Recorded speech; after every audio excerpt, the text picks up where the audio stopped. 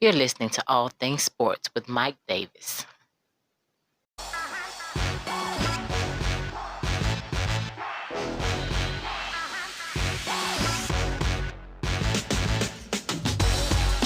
Hey, what's going on, everybody? Thank you. Glad you can join me on another episode of All Things Sports with Mike Davis. I thank you for including my podcast into your day. If you're listening on Spotify, follow the podcast. If you're on YouTube, subscribe, comment, like, all that good stuff. Make sure you go to our Facebook page and get into contact with the show for comments or suggestions. I won't take up much more of your time. Let's get into it. So, last night, the NFL had a rare Tuesday night game. And it wasn't the game that I thought it was going to be. I thought Buffalo was going to show up. I thought they were going to improve to 5-0, but unfortunately, the Tennessee Titans found a way to beat the Bills on Tuesday in a battle of the undefeated teams, despite the numerous obstacles that were placed in their path after the NFL's after being the first NFL's COVID-19 outbreak, being the Tennessee Titans. Now, the Titans, they got a big 42-16 win over the Bills after they only had 3 practices in 16 days. That's one of the reasons, why I picked the Buffalo Bills to win. Tennessee only practiced 3 times in 2 weeks. 2 weeks and 2 days.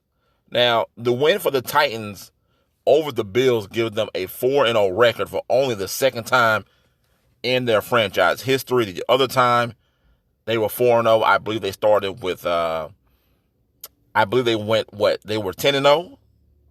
I believe that was in 2008. And that year, the Titans finished 13-3? Yeah, I believe they were 13-3 that year. So, Tennessee is one of only 2 undefeated teams in the AFC. The Pittsburgh Steelers being the other team, they are also 4-0 like Tennessee. Ryan Tannehill, he was decent. He didn't have a big game as far as yardage. But he completed passes, 21 of 28, 195 yards rushing, 3 touchdowns. And I know that everyone saw, oh my goodness. Me and my girlfriend were watching the game when this happened, when Derrick Henry came with the stiff arm of the century. I mean, stiff-armed Josh Norman out of the stadium. What I found funny, though, was on the next play was when they give the ball to Henry again, and he has help. Josh Norman has help tackling him on the next play, and he gets up like the play before that didn't happen. Josh Norman, okay? Don't do it to yourself. Go sit down, man. Get away from that guy. Get away from Derrick Henry. Derrick Henry gave you one of the most vicious stiff arms you will ever see. I guarantee you, this stiff arm is going to be shown for years to come when showing, anything NFL. But I just wanted to say on last night's game, I think that both the Titans and Bills are for real. I think they are overlooked. I've already stated I thought the Buffalo Bills were for real. The Titans, they pretty much just picked up where they left off last season. The Titans got all the way to the AFC title game. Unfortunately, they had to play a far much more superior Kansas City Chiefs team. So look out for those teams, Tennessee and Buffalo in the AFC, outside of Kansas City.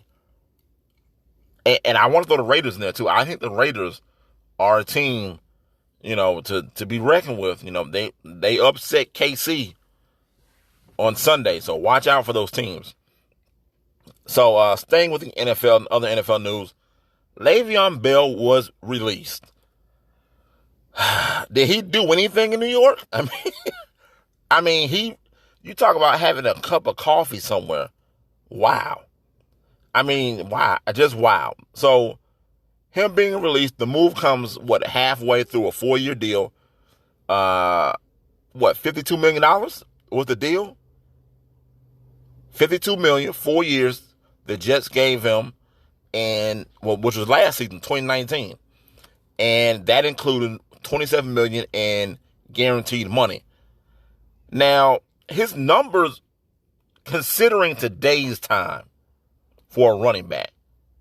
Now, he ran for 863 yards, 3 touchdowns, catching 69 passes for 500 yards, and also had 1 receiving touchdown over 17 games with the Jets. That's not bad production for 17 games. I'm just going to be honest with you. Now, I think that someone's going to pick him up. I don't know if it's going to be New England, but somebody is going to pick up LeVeon Bell. I mean, the guy is productive. He might not be Pittsburgh productive. Looking at his numbers, yeah, he has been Pittsburgh productive. This is a guy who he missed a season of football, came back last year, and kind of mad that he didn't like the way he was being worked in the Jets offense with Adam Gase. And NFL Network's Ian Rappaport, he reported that, the Jets had some internal disagreement over whether signing Bell in the first place. So him and Bell, Adam Gase and Bell just didn't see eye to eye. Gase, from my understanding, never wanted LeVeon Bell. So he was more than willing to get rid of him. They couldn't trade him.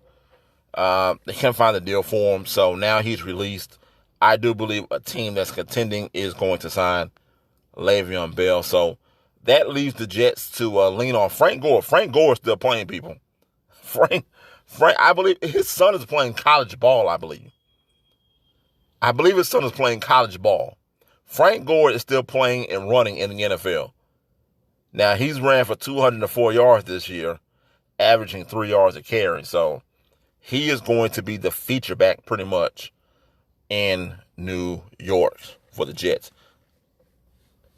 All right, so let's go over to baseball a little bit. I was a little disappointed when I saw the score this evening. My Atlanta Braves lead the series against the LA Dodgers in the NLCS. They're up 2-0, but that's going to change tonight if the game hasn't ended already. It's going to be 2 games, 2-1. Because my Braves gave up 11 runs in the first inning tonight. Now, last night, my Braves scared me because they almost gave the game away. They won 8-7, but that game shouldn't have been as close as it was. They gave up a grand slam. No, was it that? I think that was today.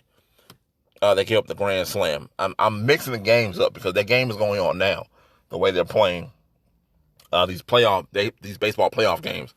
But nonetheless, the Dodgers have the momentum right now with them coming back the way they did, because the Braves led 6-0 yesterday. They led 6-0 and they ended up winning the game 8-7. Albies had a Altuve moment where he could have ended the game at 8-6, but he had one of those moments himself over there at second base. But the Braves held on to get the last night's victory. But last I checked, the Braves were losing today 15-1. And the Dodgers scored 11 runs in the first inning. Now the 11 runs topped the 10-run inning record, which has only been amassed by 4 other teams. The 2019 Cardinals, the 02 Angels, the 68 Tigers, and the 29 Oakland A's. Now, correct me if I'm wrong. Now, the Cardinals were the only team to score all their runs in the first last year, right? I believe that was a 10-run inning in the first in Game 5 of last year's NLDS against the Braves, of all people. That game ended the Braves season. I believe that was the Cardinals. So the Dodgers and those Cardinals for another postseason record. Well, they tied another postseason record, by sending 14 men to bat in the first inning, which is crazy. Wow. It's always something going on in Atlanta.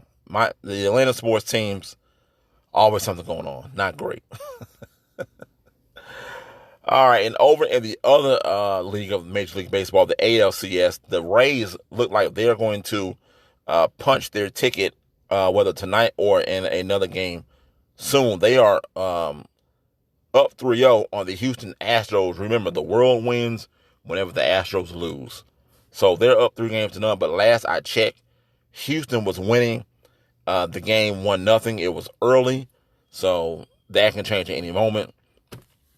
But unfortunately, that's all I got for you today, folks. I thank you for including my podcast into your day. If you're listening on Spotify, follow the podcast.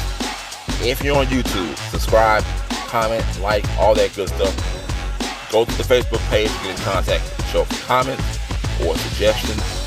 You've been listening to All Things Sports with Mike Davis. And remember, it's your world. I'm just giving my opinion. I'm out. Peace.